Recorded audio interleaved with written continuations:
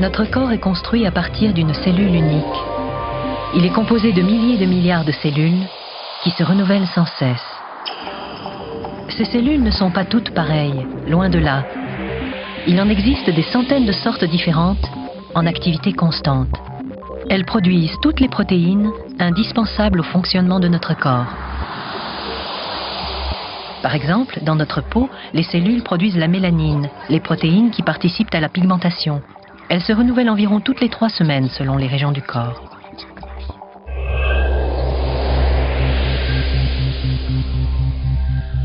Dans nos muscles, les cellules fabriquent l'actine et la myosine, les protéines nécessaires à la contraction musculaire. Elles ne se renouvellent qu'en cas de besoin, lors de lésions par exemple.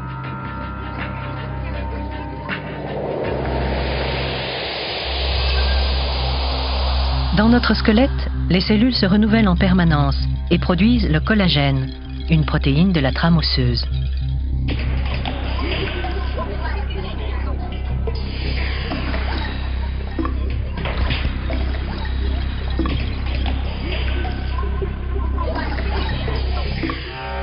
Dans notre sang, 2 millions de globules rouges naissent et meurent chaque seconde. Ils vivent 4 mois en moyenne et sont remplis d'hémoglobine, les protéines qui transportent l'oxygène et le gaz carbonique.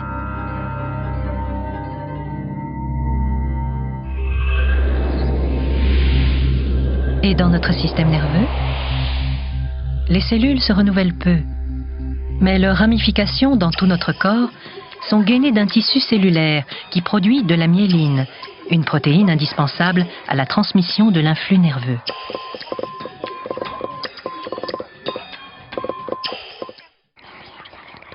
Mais où et comment sont fabriquées ces protéines? Là, dans nos cellules. Une cellule, c'est un noyau, entouré d'un cytoplasme. C'est dans le cytoplasme que sont fabriquées les protéines. Et c'est là, au cœur du noyau, que se trouve leur plan de fabrication, dans les filaments d'ADN qui constituent nos chromosomes. Mais comme l'ADN ne sort jamais du noyau, la machinerie cellulaire va devoir en faire une copie et l'amener dans le cytoplasme pour créer les protéines. C'est ce moment particulier de la vie de la cellule que nous allons vous montrer. Voici la protéine de notre histoire. Elle est donc fabriquée dans la cellule, dans le cytoplasme. Et elle est souvent représentée comme un collier de perles replié sur lui-même.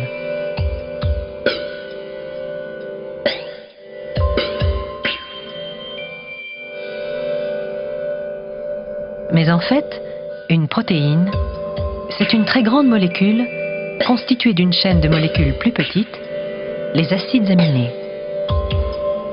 Et un acide aminé, c'est un assemblage d'atomes. C'est le matériau de base de la protéine. Il existe 20 acides aminés, tous différents. Et ce qui est extraordinaire, c'est que ce sont ces 20 acides aminés que l'on retrouve dans toutes les protéines de tous les êtres vivants. 20 formules de base. 20 seulement. Mais comment les assembler pour en faire des protéines? Selon le plan de fabrication qui se trouve là, vous vous en souvenez, disséminé dans nos filaments d'ADN au cœur du noyau de chacune de nos cellules. Allons voir de plus près. Cet étrange cordage qui se déroule sous nos yeux, c'est un infime fragment de filament d'ADN enroulé sur de grosses protéines de structure.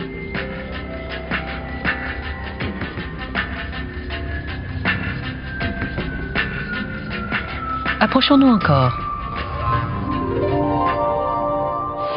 Enfin, l'ADN.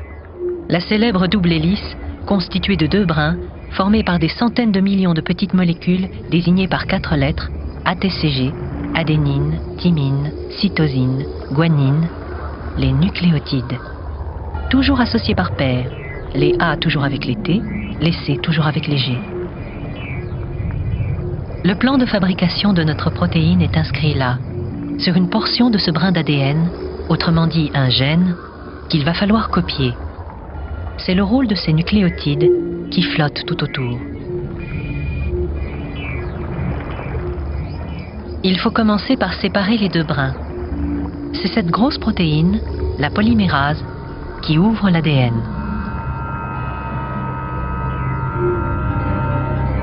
Les nucléotides flottants vont former un nouveau brin, en prenant l'empreinte d'un des brins de l'ADN existant.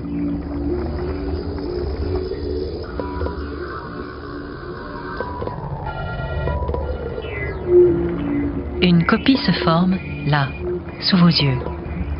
Mais comment? Eh bien, sur chaque G du brin à copier, vient se placer son nucléotide complémentaire, C. Sur chaque T, son A. Sur chaque C, son G. Seule différence, sur le nouveau brin qui se forme, le T de thymine est remplacé par un U pour uracile. Ainsi, par complémentarité, se crée un nouveau brin, c'est l'ARN messager.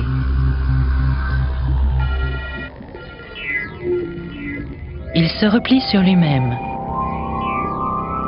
Puis il se débarrasse de certaines séquences en formant des boucles qu'il rejette. Le plan de fabrication se précise.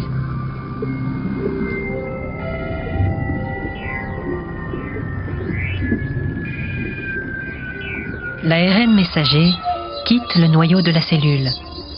Il arrive dans le cytoplasme et là, il est attiré par un ribosome, un système de décodage.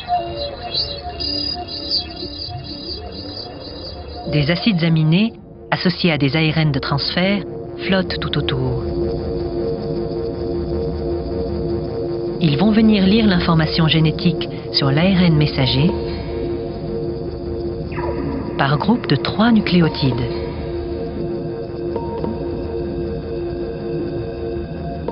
Lorsque les ARN de transfert décodent l'ARN messager, les acides aminés se détachent et s'associent entre eux. Ils forment une chaîne qui sort du ribosome.